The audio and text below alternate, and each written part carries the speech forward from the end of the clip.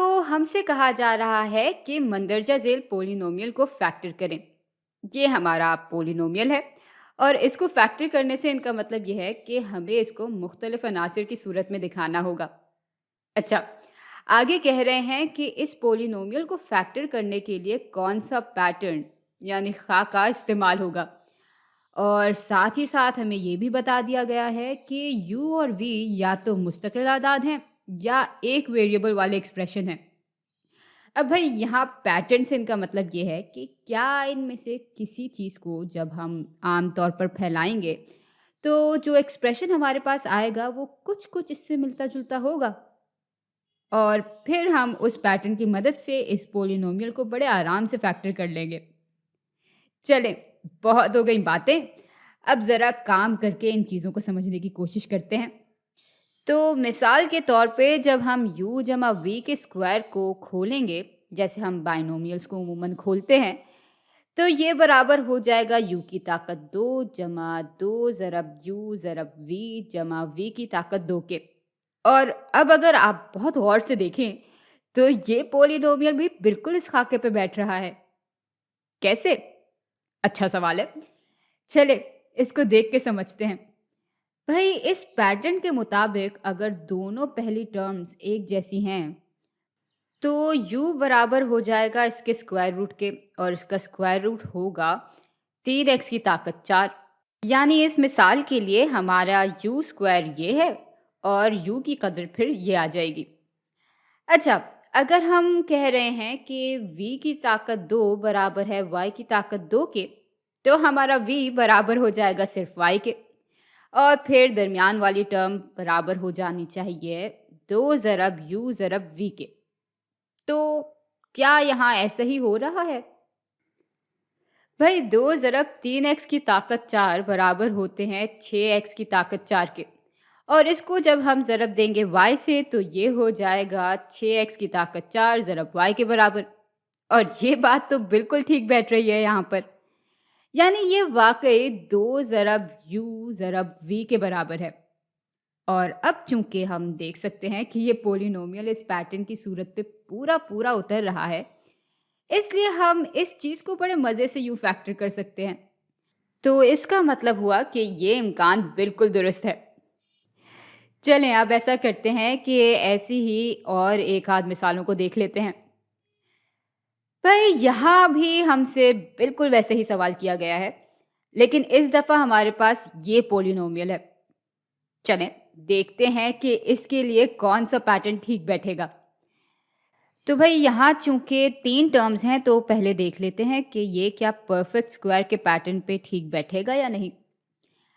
अब अगर ये u का स्क्वायर है तो इसका मतलब है कि u बराबर होगा 2 ज़रब x की ताकत 3 के और अगर ये v स्क्वायर है तो इसका मतलब है कि v बराबर होगा 5 के। और अब देखते हैं कि ये जो बीच वाली टर्म है वो क्या 2 ज़रब u ज़रब v के बराबर है या नहीं। लेकिन यहाँ तो y भी है और y ना हमारे u में मौजूद है और ना ही v में, इसलिए ये चीज़ तकरीबन परफेक्ट स्क्वायर के पैटर्न पे उतरते उतरते रह गई। भाई इस y ने हमारा अच्छा खासा पैटर्न जो बन रहा था ना वो तोड़ दिया और इसलिए ये इम्कान तो कट जाएगा। चले बाकी 2 इम्कान हैं उनको देख लेते हैं। तो ये चीज़ हम देख चुके हैं पिछली वीडियोस में कि ये असल में 2 स्क्वायर्स के बीच की तफरीक यानी डिफरेंस के बराबर होती है। यानी इस मिसाल में ये चीज़ असल में बराबर होगी u के स्क्वायर माइनस v के स्क्वायर के। लेकिन मसला यह है कि यहाँ तो 3 टर्म्स हैं जबकि यहाँ नहीं है, इसलिए ये चीज़ इस पैटर्न पे तो नहीं बैठ रही, तो ये इम्कान भी गलत हो जाएगा और फिर मजबूरन हमें इस आखिरी इम्कान के साथ ही जाना पड़ेगा कि इनमें से कोई सा भी पैटर्न यहाँ इस्तेमाल नहीं हो सकता। अब चलते हैं अपने अगले सवाल पे, बल्कि ऐसा करें कि पहले आप इसको ज़रा खुद से हल करने की कोशिश करें। भाई यहाँ भी सवाल वही है, लेकिन इधर जो एक्सप्रेशन है उसमें बुनियादी तौर पे तो सिर्फ 2 ही टर्म्स हैं। ये एक टर्म हो गई और ये हो गई दूसरी टर्म, और दिखने में ऐसा लग रहा है कि ये दोनों ही किसी के स्क्वायर्स हैं और यहाँ ये 2 स्क्वायर्स आपस में माइनस भी हो रहे हैं, इसलिए मेरा शक ज़रा इस इम्कान की तरफ जा रहा है। चले एक दफ़ा तमीज़ से तसल्ली कर लेते हैं। तो जैसा कि हमने पहले देखा था कि इस चीज़ को हम u square minus v square की शक्ल में भी लिख सकते हैं। और अगर हम कह रहे हैं कि ये चीज़ इस पैटर्न पे बैठ रही है, तो यहाँ पे u बराबर होना चाहिए 6x की ताकत 2 के। और अगर ये वी स्क्वायर के बराबर है तो फिर v को बराबर होना चाहिए y जमा 3 के। तो ये तो बिल्कुल इस पैटर्न पे बैठ रहा है। यानी हम बिल्कुल इस एक्सप्रेशन को फैक्टर कर सकते हैं इस पैटर्न की मदद से। और सवाल में हमसे इसको फैक्टर करने के लिए कहा तो नहीं है, लेकिन चलें फैक्टर करके देख लेते हैं कि क्या होता है।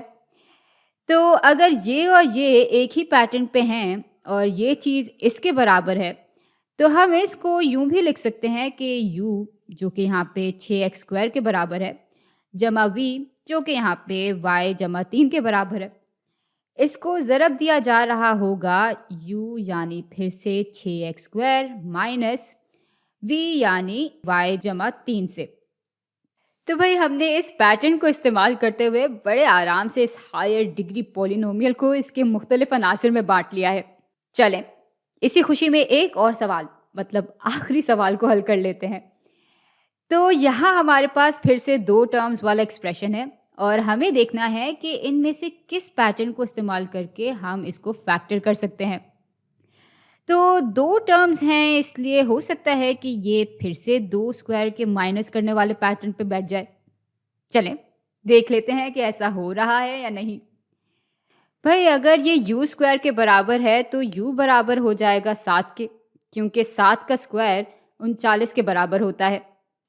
लेकिन 10x की ताकत 3 किस चीज़ का स्क्वायर होगा? और याद रहे कि हम परफेक्ट स्क्वायर की बात कर रहे हैं, यानी v स्क्वायर का जो स्क्वायर रूट है वो किसी इंटीजर कदर के बराबर ही होना चाहिए। लेकिन 10x की ताकत 3 का स्क्वायर रूट तो बिल्कुल भी किसी इंटीजर के बराबर नहीं होगा। इसका स्क्वायर रूट लेंगे तो हमारे पास कुछ इस किस्म की चीज़ आ जाएगी, जो कि भाई हमें बिल्कुल भी नहीं चाहिए। तो इसका मतलब ये है कि इसके लिए कोई परफेक्ट स्क्वायर है ही नहीं, और इसलिए हम इस एक्सप्रेशन को फैक्टर करने के लिए इनमें से कोई भी पैटर्न का सहारा नहीं ले सकते।